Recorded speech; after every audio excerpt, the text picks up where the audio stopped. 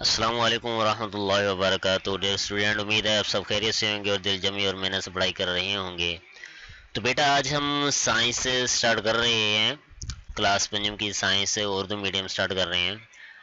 تو ہمارے پاس اس کا پہلا یونٹ ہے، یونٹ نمبر 1 ہے جانداروں کی جماعت بندی، یعنی کہ کلاسیفیکیشن آف لیونگ تھنگ۔ کیا مطلب ہوتا ہے کہ جانداروں کی جماعت بندی، کہ کون سے جاندار کا کس گروپ سے تعلق ہے۔ سائنسدانوں نے ہمیں ان چیزوں کو سمجھنے کے لیے، یعنی کہ ان کو جاننے کے لیے بہت سے گروپ بنائے ہیں، تو ان میں ان چیزوں کو رکھی ہیں۔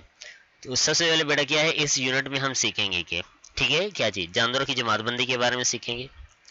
جانداروں کے بڑے گروہوں بیکٹیریا، ایلجی، فنجائی، جانوروں اور پودوں کا تعارف کریں گے۔ جانوروں کی جماعت بندی یعنی کہ ریڑھ کی ہڈی والے جانور اور ریڑھ کی ہڈی کے بغیر جانور اور ان کی خصوصیات کے بارے میں۔ پودوں کی جماعت بندی پھولدار اور غیر پھولدار پودے ہوئے اور ان کی خصوصیات کے بارے میں پڑھیں گے۔ پھولدار پودوں کی جماعت بندی ٹھیک ہے، مونوکاٹ اور ڈائیکاٹ کے بارے میں بھی مطالعہ کریں گے ہم۔ پھر مونوکاٹ اور ڈائیکاٹ پودوں کی خصوصیات اس چیپٹر میں، اس یونٹ میں ہم پڑھیں گے نمبر 1 میں، ٹھیک ہے۔ تو بیٹا سٹارٹ کرتے ہیں۔ تو سب سے پہلے کیا بیٹا، جماعت بندی کا مطلب مختلف اشیاء کو ان کی خصوصیات میں مماثلت اور غیر مماثلت کی بنا پر گروہوں میں تقسیم کرنا ہے۔ کیا مطلب، یعنی کہ مماثلت یعنی کہ ان کی شکل و صورت ملتی جلتی ہے، ان کی خصوصیات ملتی جلتی ہیں، اور غیر مماثلت کہ وہ بالکل بھی آپس میں نہیں ملتی، نہ ہی ان کی خصوصیات ملتی ہیں، نہ ہی ان کی کوئی شکل آپس میں ملتی ہے انہیں، ٹھیک ہے۔ تقسیم کرنا، اب دیکھیں وہ کہتے ہیں نیچے کی تصویر شکل نمبر 1.1 میں اشیاء کے 3 گروہ الف ب جیم دکھائے گئے ہیں، الف ب اور جیم دکھائے گئے ہیں۔ مثال کے طور پہ ہر گروہ میں اشیاء مشترک خصوصیات کی بنیاد پر اکٹھی رکھی گئی ہیں۔ اب یہ دیکھیں، یہ سپون ہے، چمچ ہے، ٹھیک ہے۔ اب یہ چھوٹا ہے، ٹھیک ہے، یہ بڑا ہے لیکن وہ آپس میں ملتا جلتا ہے۔ یہ ایک قسم کی چھری ہے ہمارے پاس، ٹھیک ہے۔ تو یہ بھی دیکھیں انہی کی خصوصیات میں سے ہے، یعنی کس چیز سے بنی ہے، دھات سے بنی ہے۔ پھر یہ بڑا کانٹا ہے، یہ بھی چھوٹا کانٹے ہو گیا، ٹھیک ہے۔ تو یہ کتابیں ہیں، چھوٹی بڑی ہیں، رنگ برنگی ہیں، لیکن چیز ایک ہی ہے، یعنی کہ کس کام آتی ہیں وہ۔ پھر یہ سارے فروٹ پڑے ہیں سارے فروٹ، یعنی کوئی یعنی کہ ہو سکتا اورنج ہو سکتا ہے، بنانا ہو سکتا ہے، ایپل ہو سکتا ہے، یہ وغیرہ۔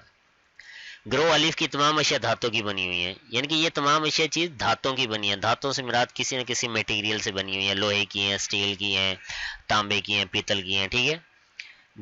گروہ بی کی اشیاء کتابیں ہیں، اب یہ ساری کتابیں ہیں پڑھی، اور گروہ جیم میں پھل شامل ہیں، اور گروہ جیم میں یہ سارے پھل شامل ہیں پڑھے۔ یہ 3 قسم کے گروپ دکھائے گئے ہیں، ٹھیک ہے۔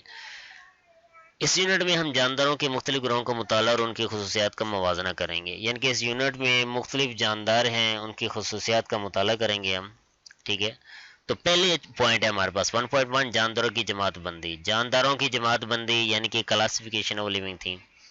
اس دنیا میں کروڑوں کی تعداد میں جاندار پائے جاتے ہیں۔ کتنی تعداد میں؟ کروڑوں کی تعداد میں۔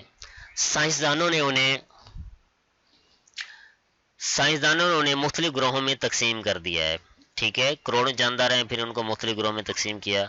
جانداروں کو ان کی خصوصیات میں مماثلت اور غیر مماثلت کی بنیاد پر مختلف گروہوں میں تقسیم کرنے کا عمل جانداروں کی جماعت بندی کہلاتا ہے۔ کیا مطلب ہوا کہ ان کی خصوصیات مختلف ہو سکتی ہیں، ایک جیسی ہوتی ہیں، جن کی خصوصیات ایک جیسی ہیں، رہنا سہنا ایک جیسا ہوتا ہے، ٹھیک ہے، ملتے جلتے ہیں، اور جو نہیں ملتے جلتے تو ان کو سب کے کیا گروپ بنائے گئے ہیں۔ تو ان گروہوں کو بنانے کا جو عمل ہے وہ کیا کہلاتا ہے؟ جانداروں کی جماعت بندی۔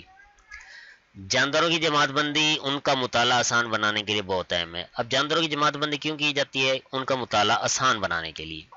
جماعت بندی کے عمل کے دوران سائنسدان کسی غیر مانوس پودے یا جانور کی خصوصیات کا مطالعہ کر کے یہ معلوم کر سکتے ہیں کہ اس کا تعلق کس گروہ سے ہے، اور جاندار کی پہچان کے لیے اس کا نام بھی تجویز کرتی ہیں۔ غیر مانوس یعنی کہ انہوں نے نہیں دیکھا ہوتا یہ کون سا جاندار ہے یا پودا ہے، لیکن ان کی خصوصیات کا مطالعہ کرتے ہیں، یعنی کہ وہ کہاں رہتا ہے، کیا چیز کھاتا پیتا ہے، کیسے رہتا ہے، تو وہ معلوم کر کے تو اس کا نام تجویز کر دیتے ہیں، اور پھر کیا اس کو گروہ میں رکھ دیتے ہیں، ٹھیک ہو گئے۔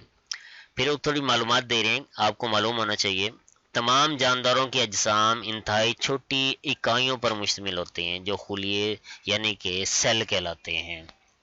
کیا مطلب ہوا کہ جو تمام جاندار ہیں پڑے وہ چھوٹی اکائیوں پر مشتمل ہوتے ہیں، چھوٹے چھوٹے سیلز پر مشتمل ہوتے ہیں، خلیے، ٹھیک ہے۔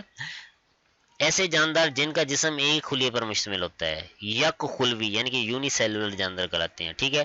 ایسے تمام جاندار جن کا جسم ایک خلیے پر مشتمل ہو ایک سیل پر مشتمل ہو کیا کہلائیں گے جی یک خلوی یعنی یونی سیلولر جاندار. ٹھیک ہے. ایسے جاندار جن کے اجسام ایک سے زائد خلیوں پر مشتمل ہوتے ہیں. اب ایسے جاندار ہیں جن کا جسم ایک سے زائد سیلز پر مشتمل ہو کثیر خلوی ملٹی سیلولر جاندار کہلاتے ہیں. کثیر خلوی سے کیا مراد ہے یعنی 2 سیل 3 سیل ہزاروں سیل بھی ہوتے ہیں کروڑوں سیلز پر مشتمل ہوتے ہیں اسے کثیر خلوی یعنی ملٹی سیلولر جاندار کہلاتے ہیں. ٹھیک ہے. آگے 1.2 ہے ہمارے پاس جماعت بندی کا 5 کنگڈم سسٹم. کیا مطلب ہوا کہ کنگڈم ایک گروہ کو کہتے ہیں. ٹھیک ہے. ریاست کو جیسے ہوتا ہے ٹھیک ہے کہتے ہیں. تو اس میں کیا ہے کہ موجودہ دور میں سائنسدان جانداروں کی 5 بڑے گروہوں میں جماعت بندی کرتے ہیں. آج کل جو دور چل رہا ہے موجودہ دور ہے اس میں سائنسدان جانداروں کی گروہ بندی کرتے ہیں کہ نہیں 5 بڑے گروپ میں جن کو کنگڈمز کہا جاتا ہے انہیں کنگڈمز کہا جاتا ہے. ان کے یہ کنگڈم کی ڈیفینیشن بھی ہے کہ موجودہ دور میں سائنسدان جانداروں کی 5 بڑے گروہوں میں جماعت بندی کرتے ہیں جن کو کنگڈمز کہا جاتا ہے.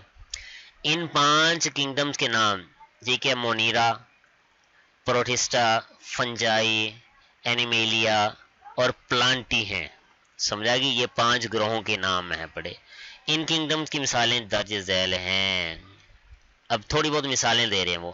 مونیرا میں کیا چیز شامل ہے بیکٹیریا. مونیرا میں کیا شامل ہوگی بیکٹیریا. پروٹسٹا میں سارے ایلجی شامل ہوں گے. فنجائی میں یسٹ یعنی خمیر مشروم یعنی کہ کھمبی وغیرہ یہ شامل ہوں گی. اینیمیلیا میں تمام قسم کے جانور اور پلانٹی میں تمام قسم کے پودے شامل ہوں گے. ٹھیک ہے. یہ ہمارے پاس جو ہے اس کا جماعت بندی کا کنگڈم آ گیا.